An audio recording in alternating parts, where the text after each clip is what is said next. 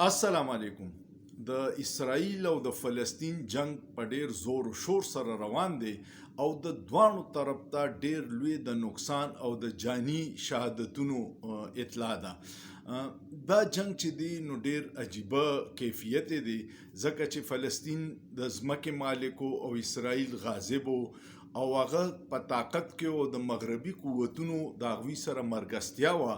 نو په دې وجه باندې هغوی په زور زبردسته فلسطینیان د خپل علاقې نه وباسي او هلته کې د ټولې دنیا نه یهودیان راولي او آبادوي. خو د دې جنگ کې کله چې داسې سخت حالات شي نو ډیر زیات خلک پکې بې نقابه شي، ډیر تنظیمونو ته پکې د هغوی خپل صحیح شکلونه راښکاره شي.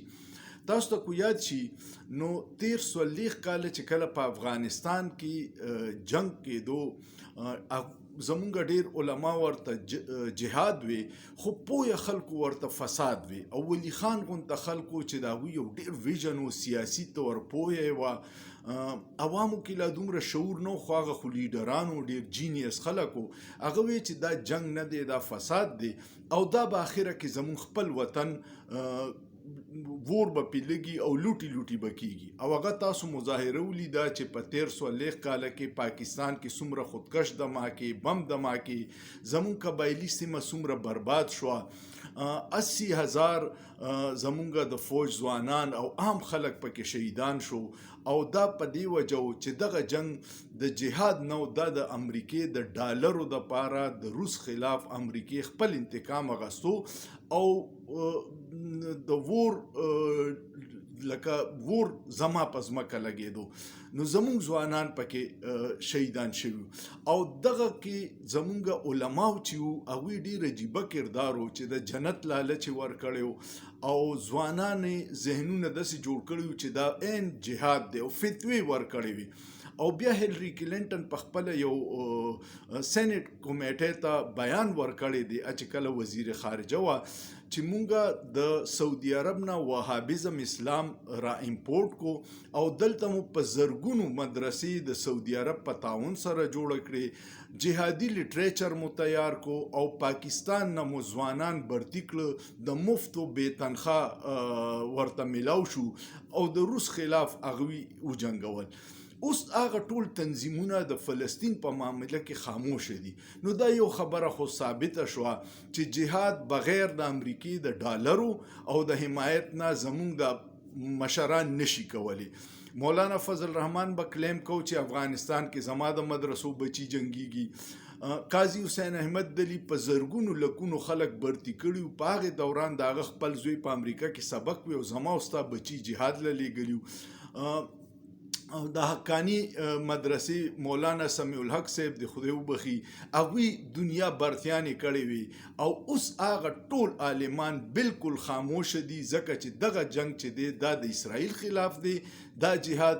او اسرائیل خلاف کو چرې ته جهاد کې نو تعالی خو امریکې ډالر نه درکوي، نو چې ډالر نه درکوي نو دا ټول په آرام ناست دي. ایون هغه خاص بیانونه هم نه ورکوي، صرف د انساني حقوق خلاف ورزي مه کوئ او میک اپ والا بیانونه دي. نو عوامو له دا پکار دی چې د دغسې سیاسي مذهبي رهنماګان چې تا مسګایډ کوي، د ځوانانو ذهنونه تباه کوي او اوس چې کله د جهاد موقع ده نو اوس په دې نه کوي چې دې کې نه د امریکې ډالر ملاویږي او نه د هغوی پشت پناهي شته. بل زمونږ د جهاد او د شهادت دا کانسپټ د منافقت نه ډک دی. په یمن کې په 13 کاله کې د سعودي عرب د جنگ د وجې 4 لکه کسان شهیدان شوي چې په دې کې 2.5 لکه برای راست په جنگ کې شهیدان شوي. او سیف دی چلډرن ان جی او وی چې 85,000 ماشومان د خوراک د کمی د وجې نه شهیدان شوي دي ځکه چې سعودي عرب ورته بندرګان بنده کړی و او هر طرف نه ورته پابندي لګولې وه، نو هلته د خوراک د کمی او د دوایانو د وجې. نو په یمن کې چې 4 لکه شهیدان شوي د هغې مونږ غږ نه کوو ځکه چې بیا را باندې سعودي عرب امداد بندوي، د مدرسو ته چې کم چندې راځي بندوي. او په تیر 2 کاله کې په فلسطین کې صرف 3875 ماشومان شهیدان شوي دي، نو په هغې ټول مسلمانانو غوغا جوړه کړې. نو دغه چې د منافقت دا رویه ده، ډېر خلک به زما په ویډیو باندې تنقید کوي، خو زه درته یو تصویر پیش کوم چې مونږ ولې ناکامه یو.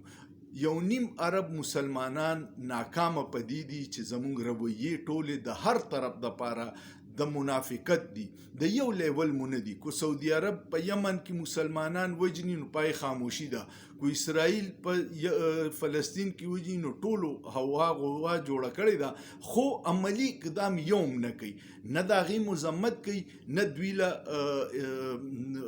سپورټ ورکوي. خو په افغانستان کې چې کله د امریکې ته د جهاد ضرورت و، نو دا ټول علما او دا ټول مذهبي تنظیمونه چندیم کولې او جهادي کیمپونه هم جوړ کړل، ټریننګونه هم ورکول او خلک یې لیږل. زما او ستا بچی پکې شهید شوی دی او دوی بچي ټول په اقتدار کې راغلي. دا آیا د مولانا فضل الرحمن یو زوی، یو وراره، یو نوسی پکې چرته زخمی شوي؟ نه، ځکه چې جهاد له نوتلی. آیا د قاضي حسین احمد د فیملی څوک شهیدان شوي؟ نه. آیا د مولانا سمیع الحق د فیملی څوک شهید شوي؟ نه. په هرات کې یو پیرا کمانډر اسماعیل ناسو، ډېر جهادي کمانډر و، نو هغه له یو زنانه بوډۍ راله، هغه ورته وی چې مولانا صاحب، کمانډر صاحب، فرانس ښکلی دی کو جنت ښکلی دی؟ هغې ورته ډېر په حیرت ووي چې کمکلې جنت ښکلی دی، فرانس خو نه دی ښکلی. هغه ورته وی نه جي ماته خو فرانس ښکلی ښکاري.